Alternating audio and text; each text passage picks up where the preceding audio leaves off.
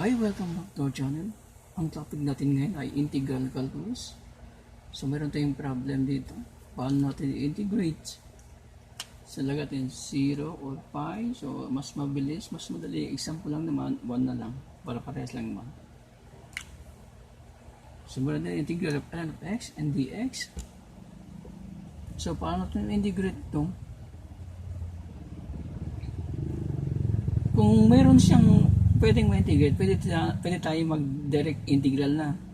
So, since wala siyang direct pwede ma-integrate, so gagamit tayo ng, anong function gagamit natin ng integration by parts. Gagamit tayo ang integration by parts. Paggamit tayo ng integration by parts, ito yung pinakamataas na integrand sa lahat ng integral calculus. Kasi lahat ng integration by parts, ma-apply natin lahat.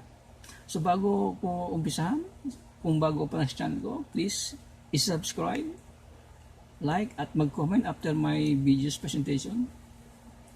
So, let's start. Share na rin. So, anong gagawin natin ito? So, gagamit tayo ng integration by parts. So, yung formula ng integration by parts, dapat kabisado natin. Mas madali naman yung kabisado. Yung integration by parts, so, integral of u dv equals to u b minus the integral of b du. So, madali ma-memorize ub minus the integral of b du. Dito, sa paggamit lang integration by parts, dapat ma-identify natin kung saan si u or si db. Pag sinabi natin db, lahat yun kukunin natin.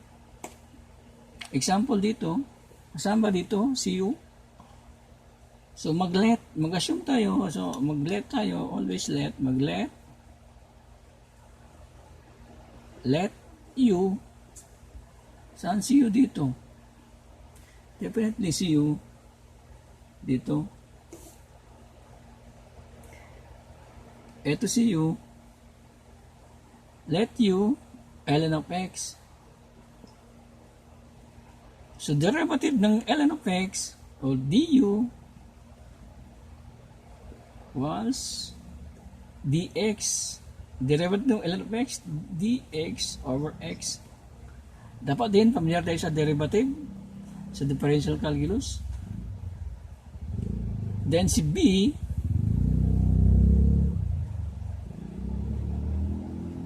si db, si db, siyempre si db ay si dx. Si db ay si dx. So, then para makuha ito si b, i-integrate natin si dx. Meron yan 1 dyan. So, para ma-integrate si dx, integral ng b.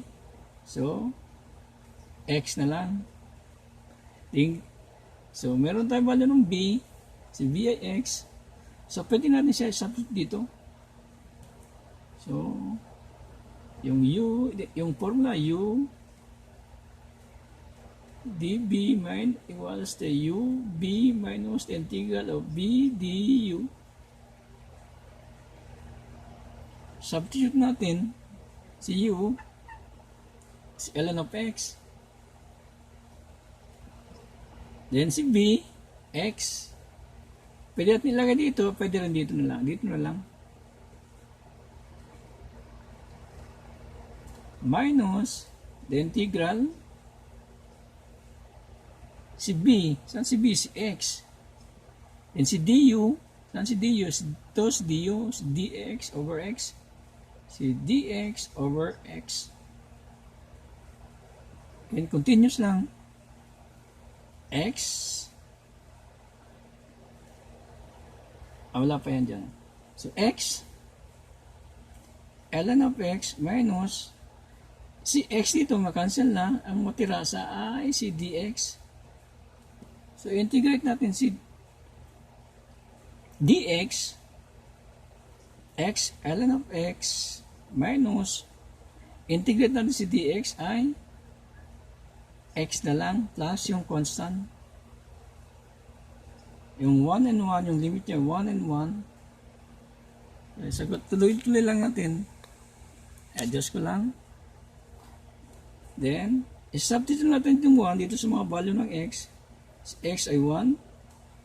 ln of x ay 1 minus x ay 1 minus tuloy-tuloy lang.